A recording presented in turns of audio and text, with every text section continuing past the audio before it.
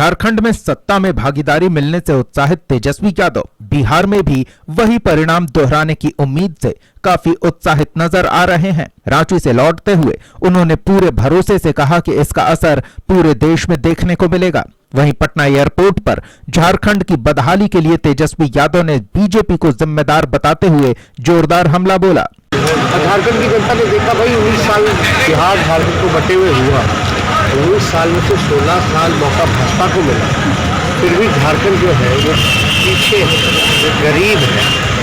संतोषी आपको पता होगा, बेचारी बच्ची जो है भाग के करके उसकी जान चली गई। तो जहाँ भाजपा का डबल इंजन का सरकार, जहाँ भुखमरी से जान जा रही है, बच्ची की मौत होती हुई, आप समझ सकते हैं कि वहाँ स्थिति क्या है। एक के बाद एक बीजेपी के हाथ से निकलते राज्यों ने क्षेत्रीय क्षत्रपों को बीजेपी के कमजोर होने का आभास कराया। ये दल अपने क्षेत्रों में बीजेपी को बढ़त बनाने से रोकने की कवायद में जुट गए हैं। जेडीयू उपाध्यक्ष प्रशांत किशोर ने कहा कि बिहार चुनाव में जेडीयू बड़े भाई की भूमिका में होगी। उनके इस बयान पर बीजेपी नेता कुछ भी स्पष्ट कहने से बचते नजर आ रहे हैं।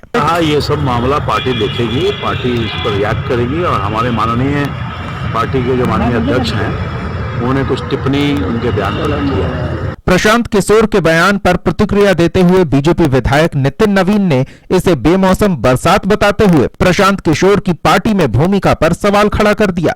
माननीय कि किस कैपेसिटी से उन्होंने बयान दिया है, मैं इसीलिए कहता हूँ दिन मौसम बरसात है और जब जदयू की तरफ से कोई अधिकृत बयान आया तब झारखंड का दिखा रहे हैं प्रभाव का झारखंड में। अब ये तो उनको समझ में आ रहा है, हम लोग वही हैं जहाँ थे।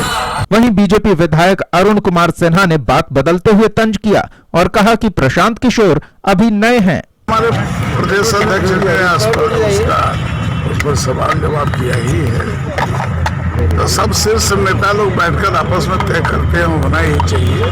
प्रशांत जी अभी नए नए आए हैं, सिस्टम को समझना चाहिए। आपको लगता है कि जेडीयू बड़े भाई की भूमिका में रहेगी इस बार? तो ऊपर के लोगों का निर्णय है, कौन बड़ा भाई रहेगा, कौन छोटा भाई रहेगा। झारखंड रिजल्ट के बाद दबाव बनाने की कोशिश कर रहा है क्या जेडीयू? शीर्ष नेता की बात को मानिए ना। हमने तो कहा कि अब कोई कुछ कर देगा तो कौवा कान लिए जा रहा है, तो कौवा के पीछे अपना कान देखना चाहिए। प्रशांत किशोर के हालिया बयानों से लगता है कि वो बीजेपी पर दबाव बनाने की भरसक कोशिश कर रहे हैं, चाहे नागरिकता कानून हो या एनआरसी। और अब झारखंड की सत्ता से बीजेपी के बेदखल होने के बाद बिहार में पार्टी की भूमिका को लेकर दिया बयान। पर बीजेपी नेता का खुलकर प्रतिक्रिया देने से बचना झारखंड चुनाव परिणाम का असर है या कुछ और, जो सभी इसे पार्टी नेतृत्व के कार्यक्षेत्र का मामला बताते हुए साफ कहने से कुछ भी बच रहे हैं। ओमकार आवामी के लिए पटना से रंजीत कुमार की रिपोर्ट।